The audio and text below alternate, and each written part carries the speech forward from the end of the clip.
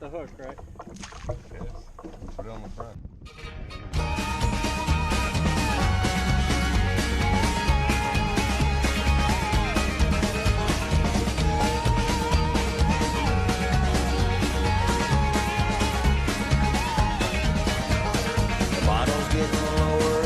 Drunkie. There she goes.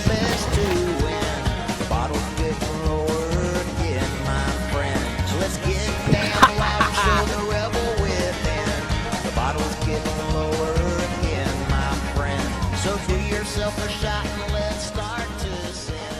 The bottles get from that left side. Yeah. All my rowdy friends have settled down. This is Hype Man. He's an old friend from way back when we were kids, and my life was oriented primarily around skateboarding, and he was a really good rollerblader, so we've known each other for a long time. Recite Homer! The dumbbell brew. That's a good bit of I just dropped my bear. Now, if you'll notice the cargo on the stern of Hype Man's craft, that's going to give you a little hint as to the nature of his approach to a day on the water.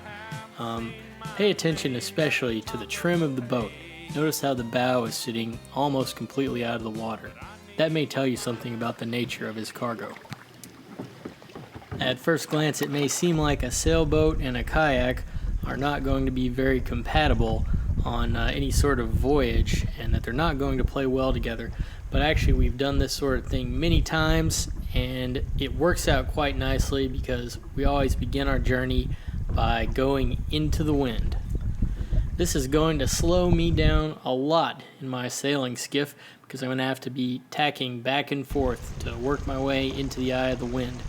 And whereas Hype Man can just take a direct course, paddling straight ahead. And it's also nice because he gets tired of paddling. We like to hook up the tow rope and just tow him for a while, give him a rest. And I always offer to carry some of his, cargo or anything else that he may need to carry, but for some reason, he does not want me going anywhere near whatever's in that cooler. This adventure takes place on a very small lake that is set apart from the Cumberland River by a dam, and it's just about the perfect size for kayaks and for a small sailing boat like this.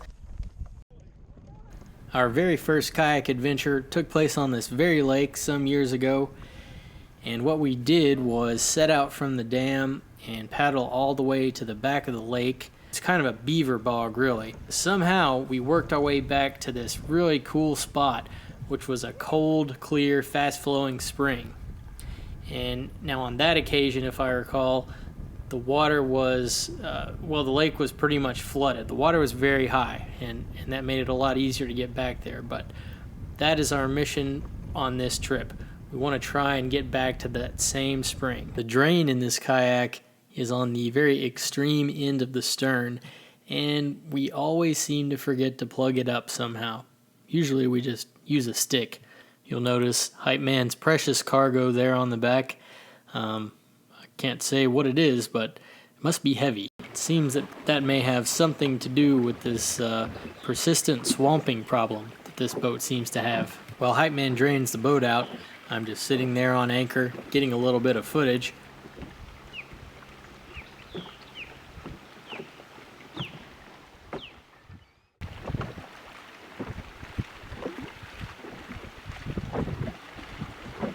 Having drained all the water out, Hype Man sets off at speed, and you can tell he's going into some fairly rough water there and a decently brisk breeze. I give him a little bit of a head start. It's clear that we have a race on our hands at this point. And to be honest, I was pretty confident that I could just zoom right ahead of him and pass him pretty easily, because I had a nice strong wind, even though I'm going to be close hauled. I mean, it's just a kayak. Sailboat's going to beat a kayak every time, right?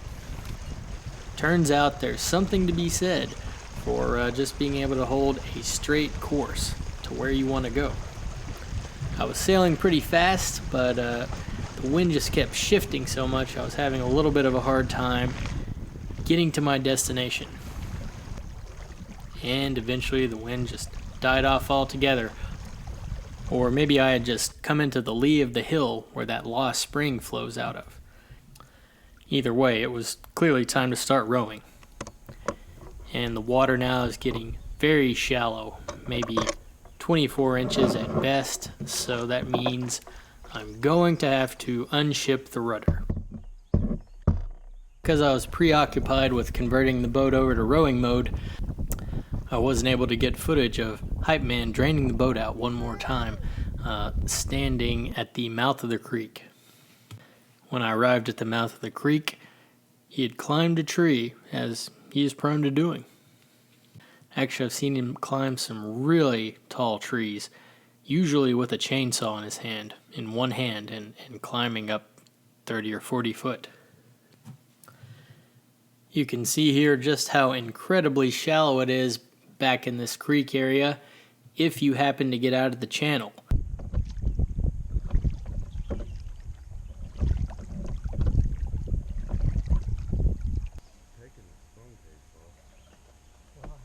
Eagles are like top of the food chain.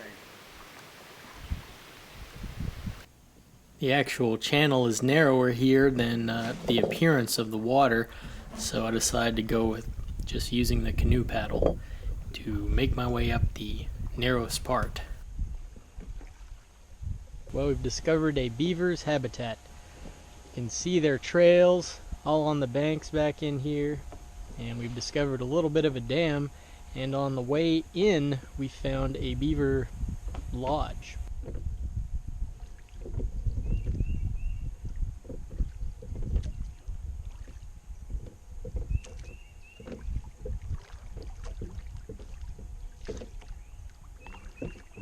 There's actually a campground on this lake that rents out kayaks, and it's kind of a popular tourist destination during certain times of the year. And being Memorial Day weekend, it's not surprising to see an entire pack of kayaks coming our way.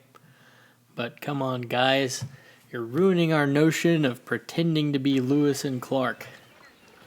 We greeted them and recommended taking the right fork.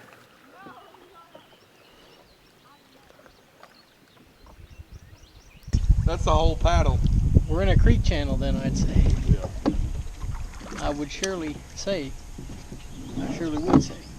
We had come to a couple of dead ends a couple of times and turned around and searched for another route. And then finally, we found a creek channel that we started to have a good feeling about. It was even seeming a little bit familiar, and we were both pretty sure this was probably the way to the lost spring. It was just a question of whether or not we would have good water enough to actually make it all the way there, upstream.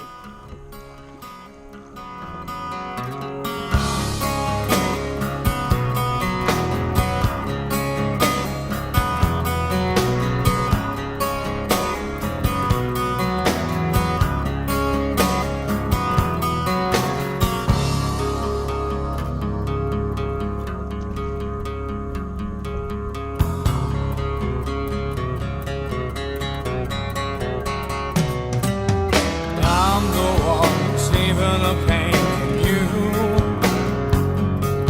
You make these lies, I won't take them true. Your self-existing chance of listening. Close your eyes, I will help you pray. Listen to God and tell me what He says, what He says. I'm the one receiving the pain from you. Break me down, so shove me in a shoe. You put it on and walk on me all day. Feel what is surprise, something you would do, you would do, you would do. I am the ground and the dirt. Face of the earth. Face of the earth, I am the ground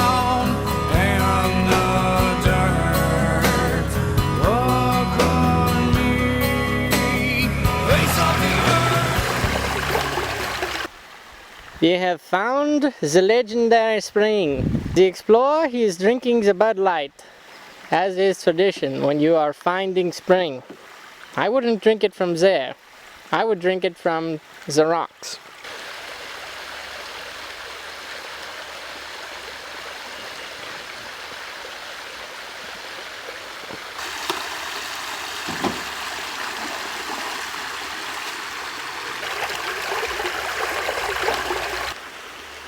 Drunkie. We will be demonstrating the Roman aqueduct, the water flow. Here we have the higher elevation water. We're going to slow down the flow of the water through the aqueduct. I will place the drain stopper. Okay.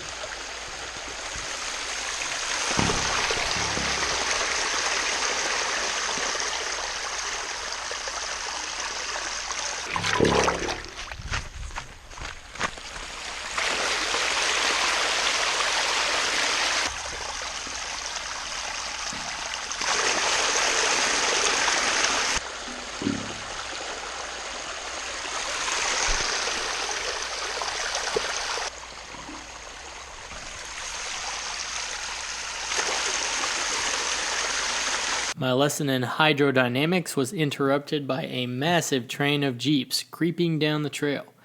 There was probably about 20 vehicles, I would say. But actually they turned out to be very nice people, and we had some interesting conversations. Some of these people were interested in my boat. We got to talking about some local history of the area and actually got into some American Civil War history, which was very interesting. When you meet people in the backcountry, just the fact that they are willing and able to get out to those kinds of places, that's usually an indication that they're going to be pretty good people.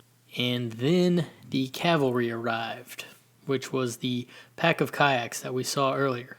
They had finally, on their own, without any aid from us, they had found their way back to the spring, and I don't know if they even knew that there was a spring back here. that dumbbell brew. That's almost good about it. He's faking it. He ain't that drunk. You are not that drunk. It done flowed and feeds. You are not that drunk. Talk normal. Recite Homer. I just dropped my bear. Well, friends, Hype Man is drunk, and he's paddled the wrong way up the creek. Eventually, he's going to realize that he's out of water, and there's no farther that he can go.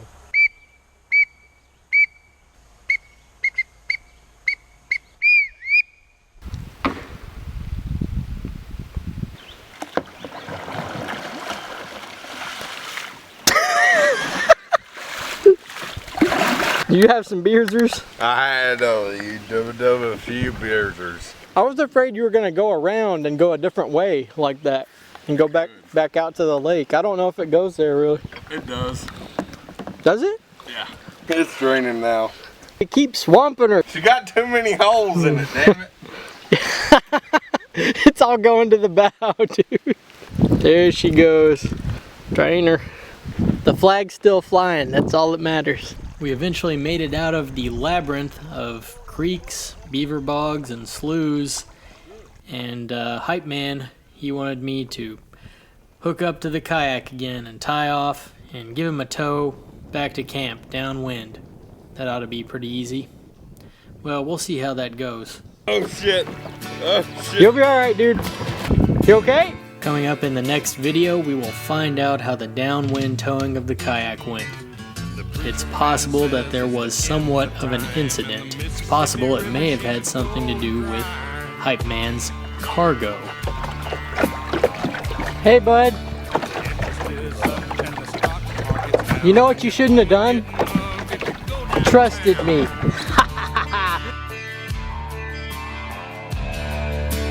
I live back in the woods, you see. A woman and the kids and the dogs and me.